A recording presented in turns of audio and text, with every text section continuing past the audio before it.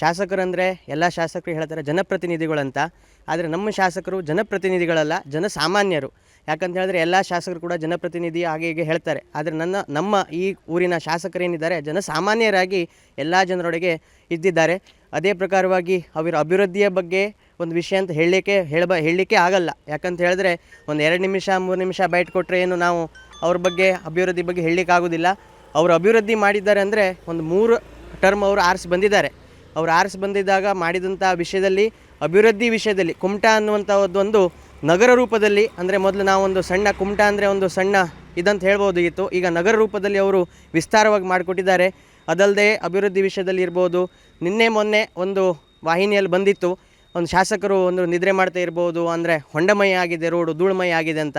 ಆದರೆ ಪ್ರಕೃತಿಯ ಮುಂದೆ ಯಾವುದೇ ಶಾಸಕರ ಒಂದು ಕಾರ್ಯ ತಾಗೋದಿಲ್ಲ. ಯಾಕಂದರೆ ಈ ವರ್ಷ ವಿಪರೀತವಾಗಿ ಮಳೆ ಇದ್ದಿದ್ದರಿಂದ ಎಲ್ಲ ಅಂದರೆ ರೋಡು ಹೊಂಡಮಯವಾಗಿತ್ತು. ಆದರೂ ಕೂಡ ಅವರ ಒಂದು ಶಾಸಕರ ನಿಧಿಯಿಂದ ಇರ್ಬೋದು, ಅವರ ನಿಧಿಯಿಂದ ಅವರು ರಸ್ತೆಯನ್ನು ಅಭಿವೃದ್ಧಿ ಮಾಡಿದ್ದಾರೆ.